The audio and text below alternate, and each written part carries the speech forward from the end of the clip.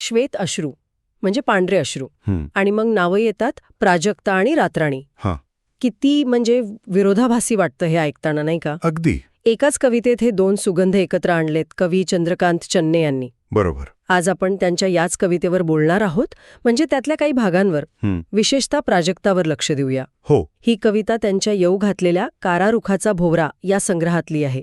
हं, तर आजचा आपला प्रयत्न राहील की या कवितेतून प्राजक्त फुलाचं जे काही गूढ आहे ते उलगडण्याचा. त्याचं प्रतीक काय, मागच्या कथा काय. नक्कीच. आणि कवीची सुरुवातच मुळी या विरोधाभासावर बोट ठेवते. ते म्हणतात, विरोधाभासांची नावे घेऊन आलेली ही फुले. हो. प्राजक्त म्हणजे पारिजातक, देवांचं फूल, पहाटे दरवळणारं. आणि रातराणी, जी रात्री फुलते. बरोबर. पण कवी म्हणतात की हा नाजूक प्राजक्त जो पहाटे गळून पडतो, तोच संपूर्ण पृथ्वीला सुगंधमय करण्याचे श्रेय घेतो. अच्छा. त्याचं रूप पण बघा ना, हं. पांढऱ्या शुभ्र पाकळ्या आणि केशरी देठ. हां. कवी याला काय म्हणतात, काळ्या आणि पांढऱ्या दोन रंगांचं सख्य. हं. म्हणजे जगात जे शक्य नाही ते नातं या फुलात दिसतं. आणि त्याची दिव्यता. कवितेत उल्लेख आहे ना की हे देवी लक्ष्मीचे तू पुष्प. अगदी. म्हणजे इतकं पवित्र की त्याला सहज स्पर्श नाही करायचा, तर अलगद उचलून परडीत ठेवायचं. बरोबर. ही कल्पनाच किती सुंदर आहे.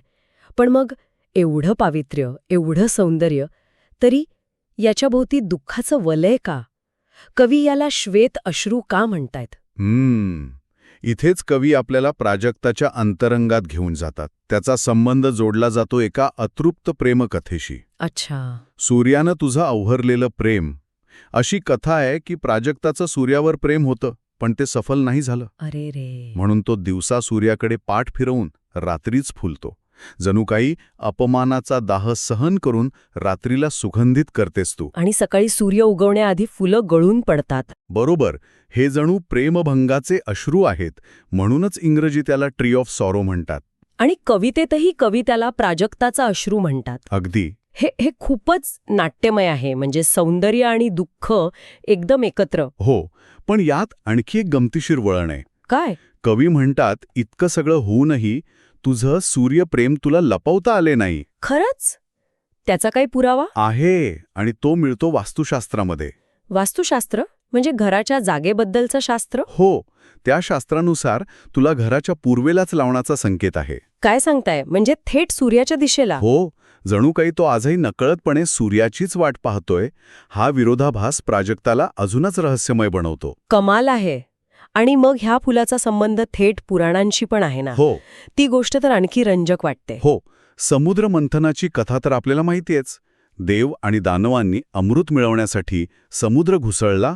त्यातून 14 रत्न बाहेर आली. बरोबर. त्यातलं हे 11वे रत्न म्हणजे पारिजातकाचं झाड. अच्छा. इंद्रदेवानं, देवांच्या राजानं ते स्वर्गात आपल्या नंदनवनात नेऊन लावलं. तिथे ते फक्त देवांनाच मिळायचं. मग ते पृथ्वीवर कसं आलं? त्याची कथा श्रीकृष्णाशी जोडलेली आहे. सत्यभामा, कृष्णाची पत्नी, तिला ह्या फुलाचा मोह आवरला नाही. कवितेत म्हटले तसं, तुझ्या निरागसतेवर सत्यभामा भाळली. अगदी. आणि तिच्या हट्टामुळे कृष्णाला इंद्राशी युद्ध करून ते झाड पृथ्वीवर आणावं लागलं. अरे वा. अशी एक उपकथा आहे की कृष्ण स्वतः ह्याच्या शुभ्र रंगाने इतका प्रभावित झाला होता की आपला श्यामवर्ण लपवण्यासाठी तो ह्याच्या पाकळ्या अंगाला चोळायचा म्हणे. म्हणजे देवांनाही मोह पडावा असं हे फूल. पण ह्या सगळ्या कथांचा, ह्या सौंदर्याचा, दुःखाचा शेवट काय होतो? कवी काय म्हणतात? कवी म्हणतात की हे चक्र अविरत चालू आहे. परंतु काय साध्य झाले? सत्यभामा किंवा कृष्णाच्या कृतीनेही त्याचं मूळ दुःख काही संपलं नाही. च्या कथेच्या विरुद्ध कदाचित रातराणीचं रात्री फुलणं हे एका वेगळ्या गूढ समाधानाचं प्रतीक असेल, ज्याचा उल्लेख सुरुवातीला आहे. पण प्राजक्ताची कथा मात्र अश्रूंचीच राहते. खरंच किती स्तर आहेत ह्या एका फुलाला. दैवी उत्पत्ती, लक्ष्मीचं आवडतं फूल, स्वर्गातून पृथ्वीवर येणं, अतृप्त प्रेम, विरह, आणि तरीही सुवास देणं थांबवत नाही. बरोबर. शुभ्रता आणि दुःख एकत्र नांदतात. श्वेत अश्रू हे नाव किती समर्पक आहे हे आता खरंच कळतं. अगदी. आणि हे सगळं आपल्याला एका विचाराकडे घेऊन जातात. प्राजक्ताची ही जी गळणारी फुलं आहेत, जी सुंदर आहेत पण क्षणभंगूर आणि दुःखाशी जोडलेली, त्याचं हे प्रतीकवाद काय सांगतं? सौंदर्य, दुःख आणि भक्ती यांचं नातं नेमकं कसं आहे? हा एक महत्वाचा प्रश्न आहे. कदाचित आपल्या आयुष्यातही हे पैलू असेच एकमेकांत गुंतलेले असतात का?